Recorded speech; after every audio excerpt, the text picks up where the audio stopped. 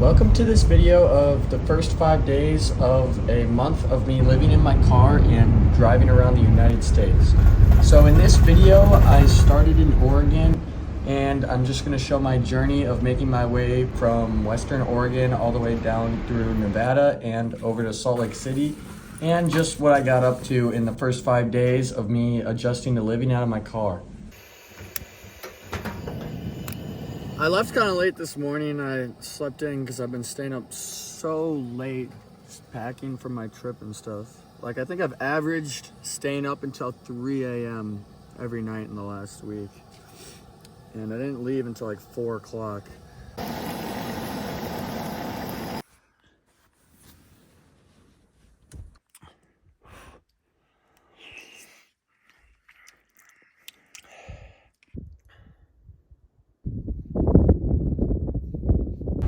Today is the second morning of my trip, and I'm currently descending down this mountain of where I stayed last night.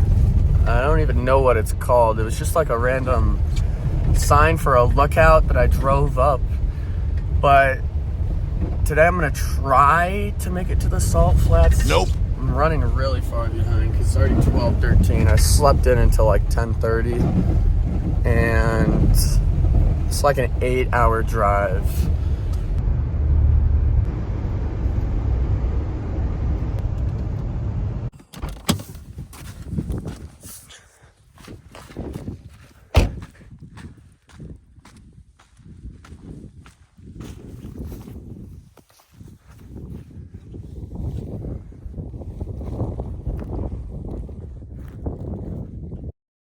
I'm currently driving through Southern Oregon. I'm about to cross over into Nevada, and I haven't seen a car in like the last 45 minutes of driving. It's been just me. About 100 miles later, I made my way to the town of Winnemucca and set up camp for the night.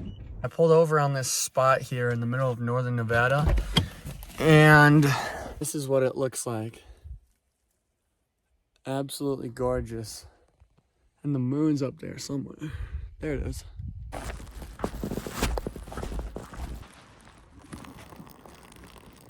didn't actually do a ton today. I slept like 11 hours last night. The new mattress is so comfy.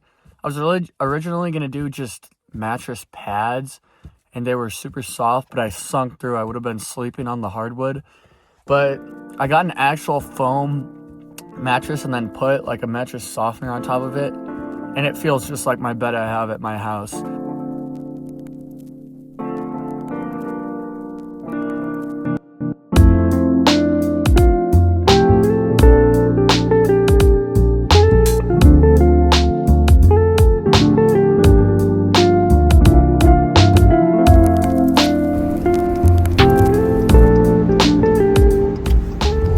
I woke up pretty early this morning. I was gonna try to film the mountains, but there's too much cloud. You can see over there is the little bit of blue sky, and then it's just gray. As I continue to make my way east on I-80, I stopped to get this massive breakfast burrito and then continued to take in the Nevadan mountains. I stopped in this town called Elko, Nevada, under the assumption that I was going to be able to do some snowboarding for cheap. And my Apple Maps just told me I arrived at the snowboarding, and it's just a suburb in the middle of nowhere.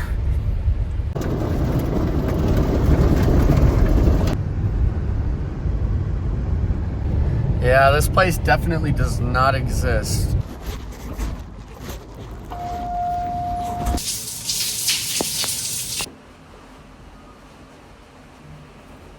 I just got my tires filled up 2 days ago right before I left for my trip, and my warning light for my back right tire just went off. I don't really know what's going on with this tire. This is actually so dumb, and I don't want to get back on the highway because there's probably another 90 miles from this town to another, so I'm going to try to go to the one and only tire shop that they have in this town and see if they know what's wrong with it or if they'll just fill it up with air. Well, I found the one and only air pump in town. It's not going to show you how much is actually in here.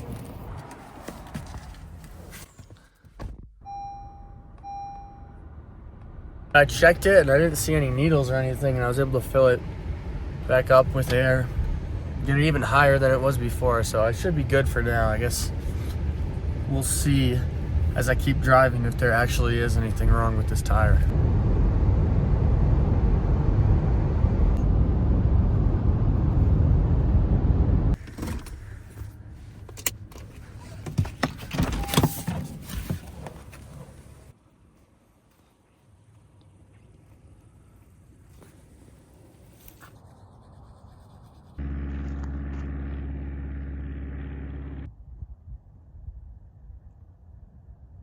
I got here to the salt flats last night and I wasn't sure if I could actually drive on it, and I'm so glad I didn't, because being wintertime right now, it's soaking wet, and I could have definitely done some damage to my car.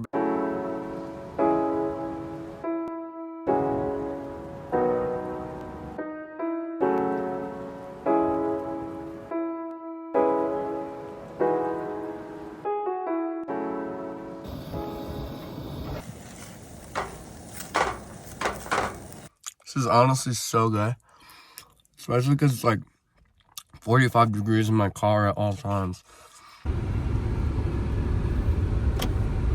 I'm leaving the salt flats and I'm gonna go snowboarding for the first time this whole winter at this place just like a little bit north of Salt Lake City.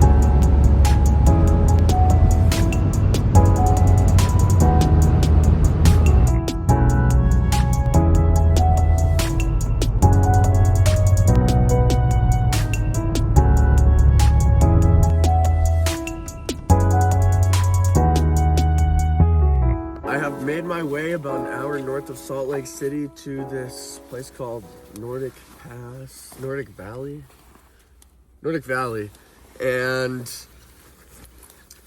I was looking for lift tickets last night, and it was like $270 for some of the main places around Salt Lake City, like Park City and Alta, some of the more well-known ones.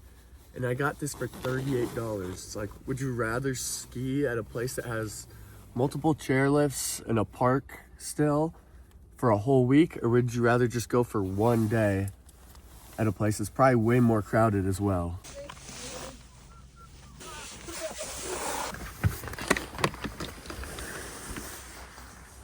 Looks like the chalet must have burnt down.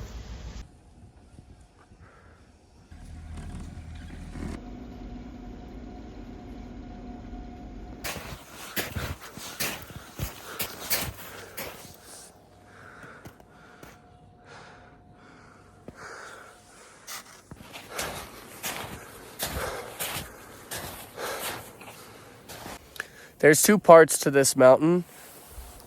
I'm on the eastern part where there's two lifts. One that's smaller, which is what I just took, and one that's bigger that gets you up to the other side of the mountain. A connector lift over there, and that one is broken today. But they had a bobcat with seats on it taking people from the only working lift on the east side to the other side, because there's better lifts on the other side. There's like a 6-seat express lift. And while I was going up the only lift on the east side, I saw the bobcat pull away, and I thought I'd just get in line for the next one.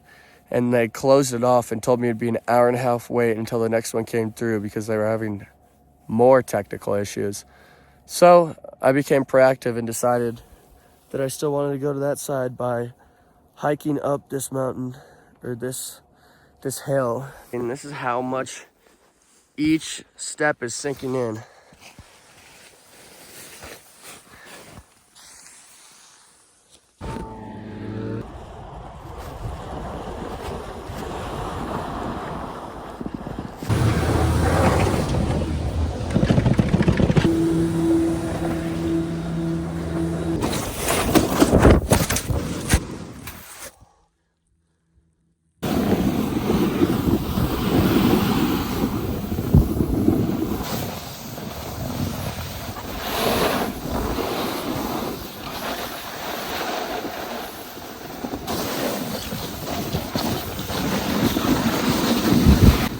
After about 45 minutes of climbing, I'd finally made it to the other side, and it was so worth it. There was nobody over there, and the runs were 3 times as long, and there was just so many different runs that I could explore, and trails and woods that I could go through.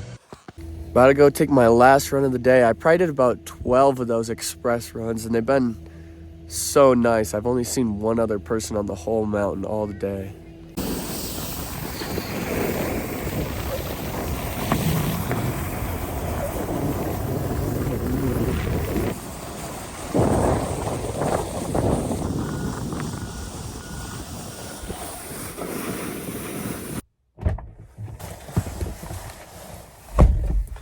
Holy bedhead.